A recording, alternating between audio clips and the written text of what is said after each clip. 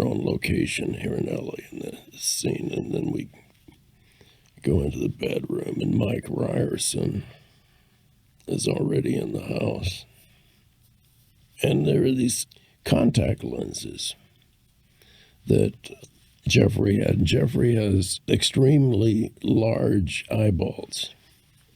So underneath the plastic, both front and back of these lenses that he had on, had a highly reflective sparkles to them. So that was one of my problems. And the book kept talking about the eyes, and I always wondered, why do you look a vampire in the eye? Because they're just looking at you. What makes that kind of hypnotic? So I came up with that. They need something in the eye. A 100-watt light bulb hanging by the lens would bounce 90% of the shiny material inside the contact lens back. Now, of course, they would be CG'd.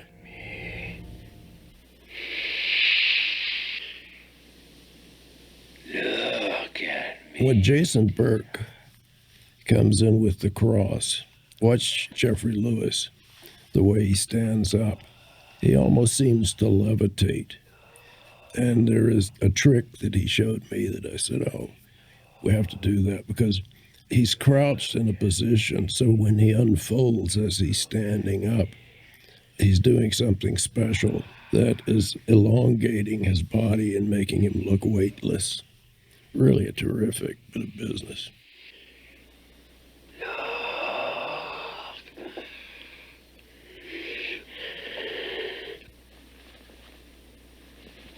Here's the introduction of Barlow for a jump scare. Usually this wouldn't work unless it's all in one shot and you set it up in a way so the bad thing enters the frame that the subject is in. See, now that's obviously a different frame. But because he's so damn not what you expect and scary, that it works. You don't see him that many times either, so you don't become that saturated with that look. And the screenings, they screamed. Granted, in those days when this was made, people did still scream. Then came a time where they only jumped. Now that they've seen all of that and what's new, I mean, to get a jump is good. To get a scream, you can help them scream in 7.1 surround by adding some screams on the soundtrack that will then allow the audience the freedom to do it. Jason Burke. I used Mart again in Funhouse to design the colorful carnival things because I wanted to take advantage of that very special designer. There's something I want to say about Mart when we go into the Marston house, because when we're in the Marston house, he built the front room, the foyer, in the design of Gone with the Wind, not Tara, but the house that was built by Rhett Butler and Scarlett O'Hara. And the staircase goes straight up, and then the hallways expand out from that. There's something classical about that. He's gonna do it. And directing the actors like David Soul, you could see his belief in it. He isn't just saying lines about it. There is an emotional thing that is coming from him that you get if you do it over and over and over again. And then once the actor gets there, then you don't have to do it again every time. There is one shot in the movie that I work him over the top on it, and actually had to use an earlier take, but he was free to play.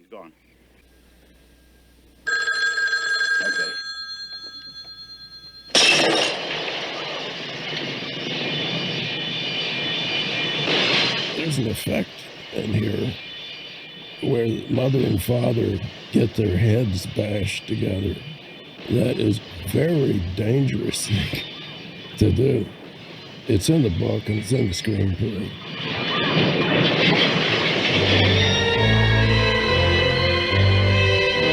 I like this reveal of Barlow. You can do nothing against the master. Stop, holy man! Part of Reginald, or being Barlow, being a monster, is in his body language, and that comes from this strange anger, almost like rabies. He's going to do bad. He has to do bad, even if he doesn't drink the blood. But there's this weird, strange anger that this creature has. He moves fast. Could you do that? Is your faith enough? Then do it. And trust him to let the boy go? Run! I hate to call them a pose, but if I did, I mean they're good enough to be put on a one sheet. These increments that you do before I cut away from it.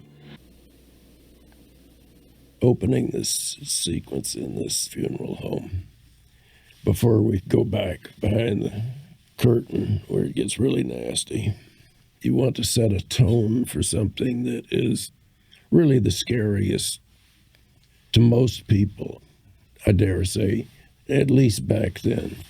Death is something that in the Western world is scary. That's the reason I opened that shot in the display area of the coffin top. I'm going to call home, make sure they're all right. They'll be fine if they follow instructions. Make sure they do. This is the Hitchcock time bomb under your chair theory, where you know what time the bomb is going to go off, and so someone continues to sit in the chair. The Lord is my shepherd. I shall not want. The thing that makes this film work, an example is what David Soul is doing now. He believes this. And what he's doing is in attune with this particular situation. And his emotions are playing off of this particular situation. And getting those things synchronized kind of turns it into its own music. This, of course, is just creepy.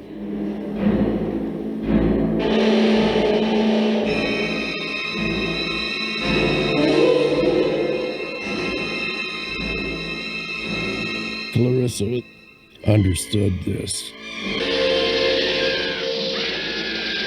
There's something that happens here, this kind of energy that pulls these surgical tables into her. There were other things that were supposed to fall, but time didn't allow doing it. It was either that or it was the timing of the tables were a little bit out of sync with the energy.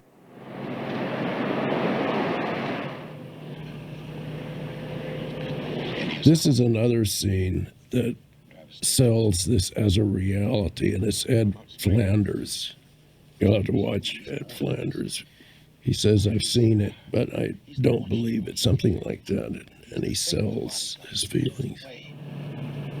How can he be killed? Any way at all. Gun, knife. Still, Ben. This may have been shot before the other scene was shot. So what I do with my 200 and something page script and the way I would do my homework every day, or my homework before I would shoot a scene, is I have things color coded, that I knew the code or the symbol for the intensity and my recall to what has just happened to bring you to that spot. And instead of flipping through my script forward to get to there, I would go from the last page, and flip through the script backward to see all of these things that I have to touch on, I have to hit or smash on. going backward, I would know where I was going to, so I could keep it straight so the intensity could grow rather than be uneven. I used to say read the script backward, and I think that was confusing. Susan, you're going to have to leave town. Mother and Dad? Your father's going to stay and help me destroy this creature. Now, tomorrow before sunset, you take your mother and anyone else that you can persuade to go, and you leave town.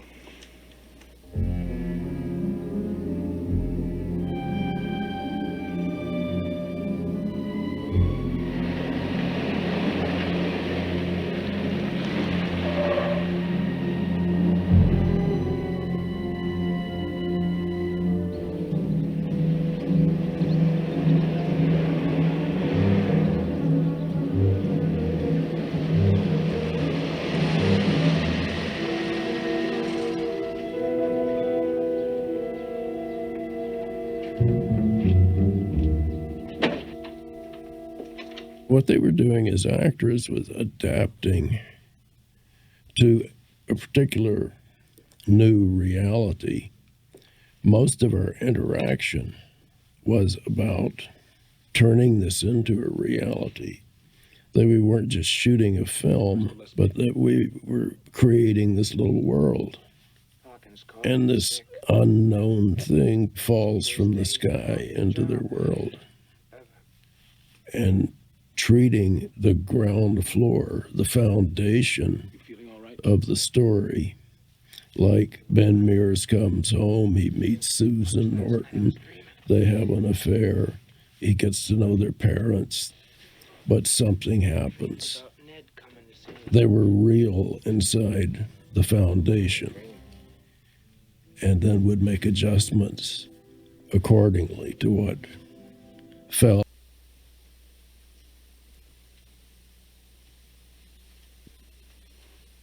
The house is definitely a character.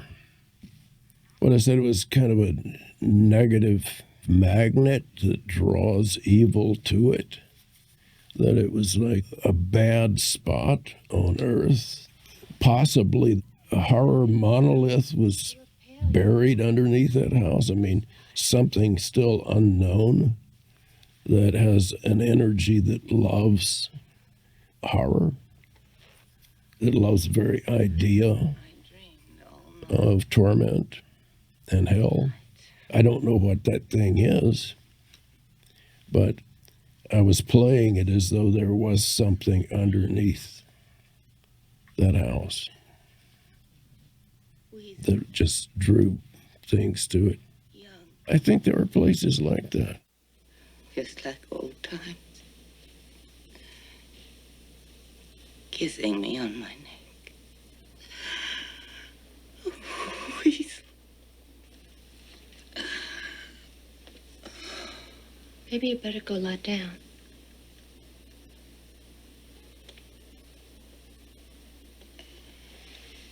Yes, I will. When Marie Windsor stands up, she does something that almost makes her to watch. And it was a good remake of Dracula. It was on Broadway. Maybe there is some connection to the other films, Nosferatu and Dracula being the foundation of this being successful.